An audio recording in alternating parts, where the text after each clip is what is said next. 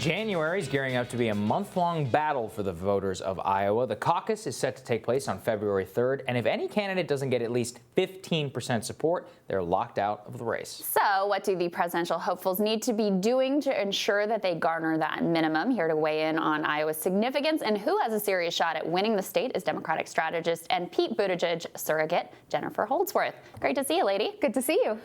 So Mayor Pete, Iowa has been maybe his strongest state. What are you seeing when you're there? What are voters asking about? What are sort of the top of mind issues in Iowa in particular? It's healthcare, without a question. I think the most questions that he gets asked is about healthcare, where we're going to go from here. There's a lot of concern in Iowa about trade issues and farming. I think that you hear that on the ground. A lot of questions about education and higher education because it's too expensive to go to college, and yet it's too expensive not to. In the course of a person's career. And so these are the issues that are really, really resonating. I'll tell you one thing that never comes up, and that's impeachment. I think that we've covered that here. I think that voters are really focused on the everyday issues that are going to affect their lives. And so in Iowa in particular, what do you owe the mayor's kind of meteoric rise? Is it media coverage? Is it the healthcare message in particular? Ground game?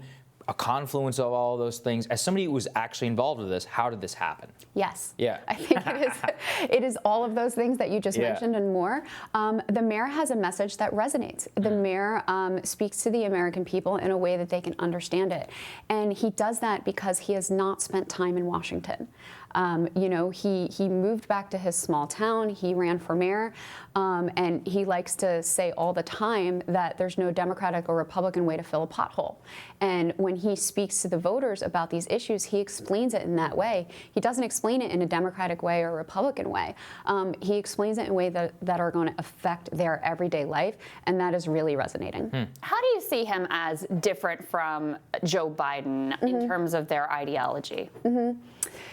I don't think it's an easy left-right answer. I think it's sort of forward-backwards, right? But Mayor Pete represents a new generation of leadership, and that's not taking away anything from the vice president. He served one of the most progressive, probably the most progressive president we've had in the history of the United States. Though I don't want the FDR fans to disagree. We're going to agree to disagree on that one. So, so I think that, correct. So I think that, there are some issues where Joe Biden would be perceived to be, quote unquote, more progressive as it's becoming a litmus test in the Democratic Party than Mayor Pete, and vice versa. So I think this really has to do with looking to a new generation of leadership, looking to turn the page. I can't tell you how many voters talk about wanting to move past 2016 and sort of everyone that's associated with that conversation. And I think that's why he's really resonating. He represents something totally different. A little less than a year ago, last January, we stood in a conference room at a no-name hotel a couple blocks from here with a total of maybe 10 to 15 reporters and announced that the mayor was running for president, and he was called insane for doing so. But we believed that if he really sold to the American people what he was doing in South Bend, that it would start to resonate, and it has. Yeah, and so one thing we've covered here is that a lot of voters in Iowa are asking Mayor Pete. They're saying, look, I support you, but if you can't deliver the goods in South Carolina and the South with black voters, why should I vote for you? They're very cognizant of the extended process. So is that a concern for the campaign? I mean, what is the strategy? Because right now, I mean, he's not polling very well amongst black voters in South Carolina or with Latinos in Nevada.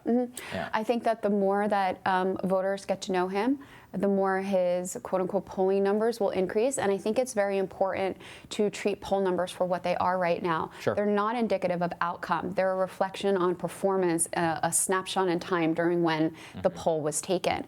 One of the things that the mayor is doing is he's taking all of the folks that he's worked with in South Bend, both from communities of color and people that he's worked with on the council and in government, and taking them to campaign with him around the country, including voting in South Carolina and some of these other southern states. He's visiting a number of churches. You know, the mayor, it was very unusual for a Democrat to lead off a race by talking about their faith, but the mayor has done that, which is resonating in some communities. And the other thing we have to remember is that once people think that you can win, they will come around to your side. They will start listening to what you have to say. And the mayor has been doing a tremendous amount of work in Iowa to prove that that can be the case. At the LJ dinner not too long ago, a couple months ago, he had the largest response. Just a few weeks ago at events across the state, he had more than 2,000, 1,000, and 1,000 people show up to his respective events. Waiting in the cold, I saw the line. Waiting in the cold, right? So I think the more and more the mayor makes these trips and actually meets voters on the ground and sells his message, you're going to see those numbers move. Okay. You mentioned impeachment doesn't come up on the trail. I mean, we hear that and we see that too. It's like not anywhere near the top of voters' concerns. And yet, January is likely to be taken up completely by an impeachment trial in the Senate, right up potentially until Iowans start voting. What is that going to do to the race, and how does the mayor break through with a message during that period when you know as well as I do, cable news coverage is going to be wall-to-wall impeachment. It's going to be very hard to cover any other topic. It sounds ridiculous to say because we all sit in Washington, but it is literally a Washington story. And I know that the cable news media is going to be, you know, sucked up into it, which is why it's important to have a really great ground game. In the early states, it's also important to make sure that you're up on the air, getting your message across while you're running a commercial, while all of this craziness is going on the other networks. And it's also important to make sure that you have an incredibly strong digital program.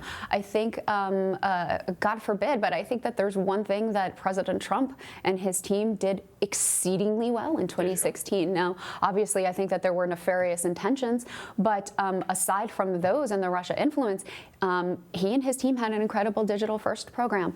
And I think that it's something that the Democrats have to be serious about. So if you're going to really make sure that your message is going to get out in these early states, that is what you have to focus on.